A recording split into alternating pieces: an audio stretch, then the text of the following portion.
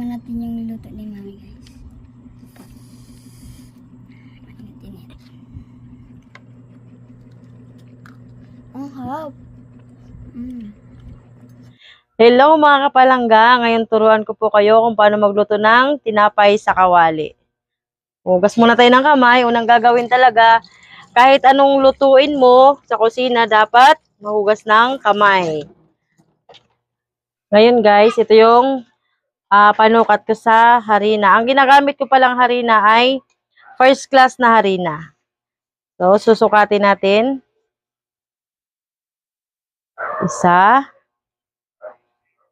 Tsaka kalahati. Isa tsaka kalahati lang. Ayan. Ngayon guys, susunod natin yung 1/2 spoon of salt. Oy, ayaw pumasok ng salt.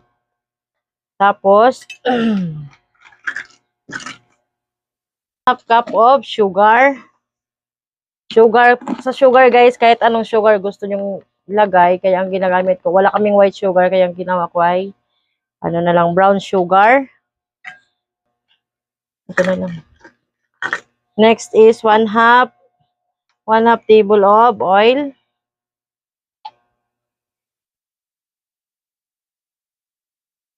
Isusunod natin guys ay 1 tablespoon of yes.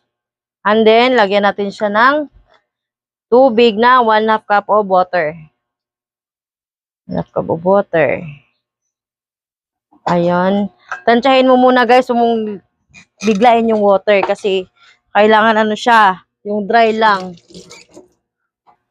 Ngayon guys, kailangan mong haluin sa kamay kasi para ma-feel mo yung texture niya. Tsaka yung dapat kontrolado mo yung tubig. Ayun guys. For the hagod only. Ayan. Kasi na ano ko na siya na mas. So, i-leave mo natin siya ng 5 minutes. After 5 minutes, balikan natin siya. Takpan muna natin siya ng plastic. Okay. Tapos na ang 5 minutes. Tingnan na natin yung yung namash natin kanina na harina. I-mash natin siya uli para ilipat natin siya dito para madaling ma-mash. Ayan, i-mash natin siya uli. Ito yung kawali na gagamitin natin kasi tinapay nga sa kawali. So, lagyan natin siya ng unting oil para hindi mo dumikit yung tinapay. Then, hagod-hagod. Tapos, ilipat na natin siya dito mga kapalangga. Hagurin natin siya ng ganun. Papantay lang natin siya, papantay. So, ngayon, ayan, pantay natin siya sa kawali. Tapos, apa natin. Ayan. Okay, leave ng 5 minutes. Okay. Kaya ngayon, kailangan natin siyang tanggalin ng plastic. Lulutuin na natin siya sa mahinang apoy lang. Luhit lang guys ha. Luhit lang ang apoy guys. Para hindi bigla yung pagkaluto niya. Mga after 5 minutes, titingnan-tingnan natin siya kung luto na. Takpan muna natin. Ay, sige, takpan natin siya.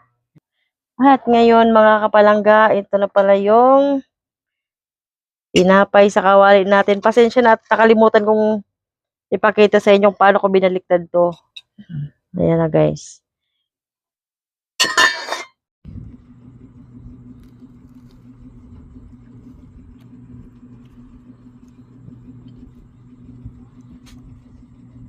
Tikman natin yung niluto ni Mami, guys. Mainit-init. Ang harap.